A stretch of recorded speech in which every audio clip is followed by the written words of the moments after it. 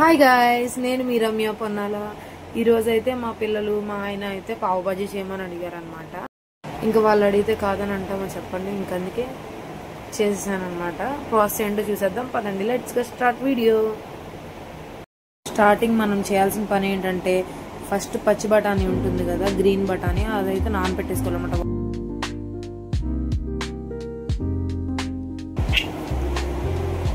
ప్రిపేర్లోకి వస్తే మాత్రం ఈ లోపల మనం బంగాళదుంపలు అయితే కోసి పెట్టుకోవాలన్నమాట. ఒక 5 to 7 అనమాట, అలా కోసుకుని పెట్టుకోవాలి. పెట్టుకున్న వాటిని ఇంక కుక్కర్ అయితే తీసేసుకుని అందులో కొంచెం సాల్ట్ అయితే వేసేసుకుని మనం కోసుకున్న బంగాళదుంపలన్నీ అందులో వేసేసుకోవాలి. మీరు ఎక్కడ స్కిప్ చేయకుండా చూస్తేనే ఆ మొత్తం ప్రాసెస్ అనేది అర్థమవుతుంది అనమాట. అయితే ఇందాక మనం నానబెట్టుకున్నాం కదా 1 hour, ఇంకా బఠానీ కూడా మనం కుక్కర్లో అయితే వేసేసుకుని ఉడకబెట్టేసుకోవాలి. ఒకసారి ఎక్కువ నానాలి బఠానీ మాత్రం. ఈ లోపల మనం ఆనియన్స్ అనేవి చిన్న చిన్నగా తరిగి పెట్టుకోవాలి. అంటే పెద్ద పెద్ద ముక్కలు ఉండకూడదు. ఈ ప్రాసెస్లో మాత్రం చిన్నగా ఉంటేనే మనకి ఎక్కువ టేస్ట్ అనేది ఉంటుంది అనమాట. ఏదైనా సరే చిన్నగా కోసుకోవాలి. నేనైతే ఇంకా మా దగ్గర మిషన్ అయితే ఉంది ఆనియన్ కట్ చేసేది, దాంట్లో అయితే వేసేసి చాలా సన్నగా అయితే కోసేసుకున్నాను.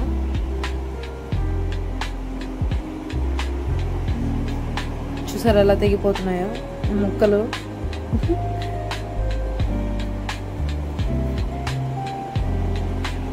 అంత చిన్నగా అయితే సన్నగా అయితే రావాలన్నమాట, అసలు కనపడకూడదు అనమాట, అలా ఉండాలి.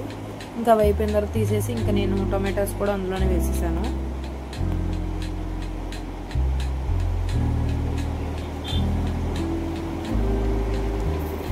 అందులో కట్ చేయడం వల్ల ఏంటంటే మనకి బెనిఫిట్ ఏంటంటే, మనకి మామూలు చేతితోకి వస్తే కనుక పెద్ద పెద్దగా ముక్కలుగా ఉంటాయి కదా, ఇందులోకి వస్తే కొంచెం చిన్నగా ఉంటాయి అన్నమాట.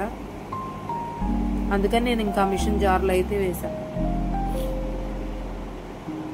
చిన్న చిన్నగా పేస్ట్ అయిపోయి వచ్చింది టమాటా అయితే. చూసారు ఎలా వచ్చిందో. ఇంకా చిల్లీ అయితే అలా కోసేసుకోవాలి. నేను ఇంకా మిషన్లో అయితే వేయలే, చిల్లీ కొంచెం పెద్దగా ఉంటేనే బాగుంటుందని ఒక ముక్కని అడ్డంగా నిలువుగా కోసి అయితే చిన్న చిన్నగా కోసేసాను అనమాట. అలా ఈ లోపలైతే మన విజిల్ అయితే వచ్చేసినాయి అనమాట. ఓపెన్ చేసేసి ఆ ఉడకబెట్టిన దాన్ని చిన్నలు గిన్నెలోకి వార్ చేసుకోవాలి. మొత్తం అది వంపేసుకుని వాటర్ అంతా దిగిపోయేలా ఉంచేసుకోవాలన్నమాట. చూసారా పొగలు ఎలా వస్తున్నాయో. ఇంకా అవైతే అలా తీసేసుకుని చల్లారిన తర్వాత వాటి తొక్కల మొత్తం తీసేసి మళ్ళీ అదే కుక్కర్లో అయితే వేసేసి నేను మెదిపేసాను అనమాట. మెదపడం మెయిన్ ప్రాసెస్ అనమాట దీనికి మాత్రం.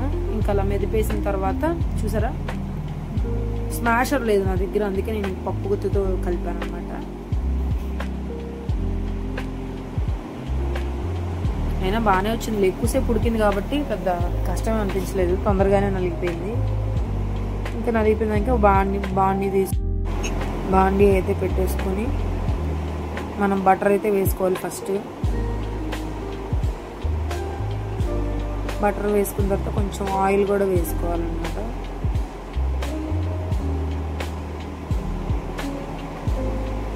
మీ దగ్గర బటర్ ఉంటే బటర్, లేదా వెన్న ఉన్నా వెన్న ఓకే, నెయ్యి ఉన్నా ఘీ ఉన్నా పర్లేదు, ఏదైనా మన టేస్ట్ కోసం అనమాట, అంతే. కొంచెం అయితే ఆయిల్ పోసేసి ముందుగా మనం కట్ చేసి పెట్టుకున్న ఆనియన్స్ అయితే అందులో వేసేసాను.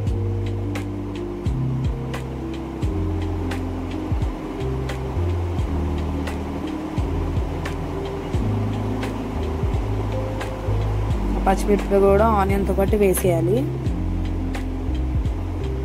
అప్పుడే కొంచెం టేస్ట్ అనేది బాగుంటుంది అన్నమాట. చూసారా బటర్లో ఎలా వేగుతున్నాయో. బటర్ వేసుకుంటేనే పావు బాజీ కర్రీకి అనేది చాలా టేస్ట్ ఉంటుంది అన్నమాట. అంటే వీటికన్నా కూడా నెయ్యి తర్వాత వాటికన్నా కూడా బటరే బెటర్. ఇంకైతే మనం చిన్నగా కోసి పెట్టుకున్నాం అవి కూడా వేపేసుకోవాలి. వేపేసుకుని బాగా లో ఫ్లేమ్లో కుక్ చేసుకోవాలన్నమాట, ఒక 5 to 7 minutes. ఇంకా సాల్ట్ అయితే వేసేసుకోవాలి అందులోకి, అప్పుడే కొంచెం మగ్గుతాయి అన్నమాట. ఇంకా ఎలాంటి అల్లం పేస్ట్లు అవన్నీ వేయం కాబట్టి సాల్ట్ అయితే వేసేసుకుని కలిపేసుకోవాలి.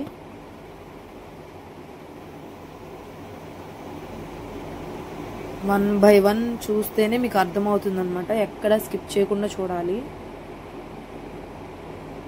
ఇంకా మూత అయితే క్లోజ్ చేసేసి ఒక 7 minutes తర్వాత తీస్తే మొత్తం కుక్ అయిపోయింది అనమాట ఫుల్గా.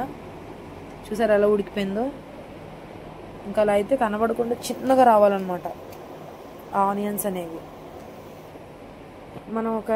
మనం ఇందాక మెదిపేసుకున్న స్మాష్ మొత్తం అందులో వేసేసుకోవాలి. బంగాళదుంపది బఠానీ స్మాష్ అందులో వేసేసుకుని కలిపేసుకోవాలన్నమాట.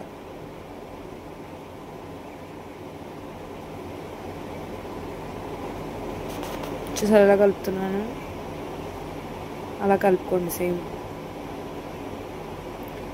కొంచెం ఎక్కడక్కడ నాకు పచ్చి బఠానీలు అయితే కనబడినాయి అనమాట. ఆ బఠానీలు కొంచెం మెదుపుతున్నాను అనమాట. ఫస్ట్ మనం పసుపు అయితే వేసుకోవాలి. పసుపు తర్వాత 2 tablespoons కారం అయితే వేసుకోవాలి. కారం తర్వాత ఇంకా చికెన్ మసాలా, కొంచెం ధనియా పౌడర్, కొంచెం గరం మసాలా. ఇవైతే ఈ 4 అయితే మెయిన్ ఇంగ్రీడియంట్స్ అనమాట. అవి కూడా వేస్తే ఇంకా టేస్ట్ అయితే పీక్స్కి వెళ్తుంది. కొంచెం బటర్ అయితే వేసి కలుపుకున్నాను అనమాట.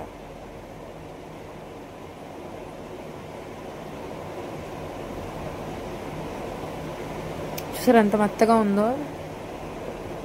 ఆ టెక్స్చర్ అనేది అలాగే రావాలి పావ్ బాజీకి. అలా మ్యాష్ చేసేసుకోవాలి బాగా. కొంచెం వాటర్ వేసి అడ్జస్ట్ చేసుకోవాలన్నమాట. పావ్ బాజీ కర్రీ అంటే కొంచెం ఎక్కువ వాటర్ పోసుకుని మగ్గబెట్టుకోండి, మరీ అంత నీళ్లుగా కాకుండా. నేను చూపిస్తాను చూడండి ఇప్పుడు, అట్లా వస్తే సరిపోతుంది. మరీ జారుగా అనిపించుకోకుండా. చూసారా అలా వస్తే సరిపోతుంది. ఉండలు లేకుండా బాగా కలుపుకోండి. మన మెయిన్ ఇంగ్రీడియంట్ పావ్ బాజీ మసాలా అయితే తీసుకోవాలన్నమాట. ఏ బ్రాండ్ వాడినా పర్లేదు. అదైతే కొంచెం ఎక్కువ వేసుకోవాలి. ఒక స్పూన్స్ లెక్క అయితే ఒక 5 వేసుకోండి. అప్పుడే టేస్ట్ అనేది బాగుంటుంది. ఎందుకంటే పావ్ బాజీ మసాలా కాబట్టి అది ఎక్కువే ఉండాలి. అప్పుడే మనకి ఆ టేస్ట్ అనేది వస్తుంది అనమాట, అది ఎక్కువ వేసుకోవడం వల్ల. అది వేసుకున్న తర్వాత అలా అలా కలుపుతూనే ఉండాలి. ఒక 2 minutes పాటు కలుపుతూనే ఉండాలన్నమాట, అడుగు అంటుకోకుండా. ఇంకా లాస్ట్ కొత్తిమీర జల్లేసుకుని స్టవ్ అయితే ఆఫ్ చేసేసుకున్నాను అనమాట. ఇంకా అంతే, సింపుల్ ప్రాసెస్గా. ఇంకైతే స్టవ్ ఆఫ్ చేసేసి మనం ఇంకా పావ్ బాజీ ఎలా తయారు చేయాలో చూసేద్దాం. మనం ఒక ప్యాన్ తీసుకుని ప్యాన్ మీద బటర్ అప్లై చేసి ఆ బటర్లో కొంచెం కారం, ఉప్పు, కొత్తిమీర ఆ 2 వేసేసి ఒకసారి కలిపెట్టుకోవాలన్నమాట. ఇట్లా అంటే సరిపోతుంది. అట్లు తీసే ప్యానంతో కర్రతో దాంతో అలా వేసిన తర్వాత బాజీ అయితే కోసేసి మధ్యలోకి దాన్ని అయితే విడిచిపెట్టాలన్నమాట. అలా విడిచిపెట్టేసి బాగా గట్టిగా అదమాలన్నమాట. దాన్ని మనం చేతిలో ఉన్న అట్ల కర్రతో గట్టిగా అదించాలి. అప్పుడే క్విక్గా అయిపోతుంది అన్నమాట. చూసారా ఎంత బాగా వచ్చాయో. సింపుల్ ప్రాసెస్, కానీ మీరు ఎక్కడ స్కిప్ చేయకుండా చూస్తేనే మాత్రమే అర్థమవుతుంది అన్నమాట ఈ ప్రాసెస్ అంతా. అయిపోయింది. Bye bye.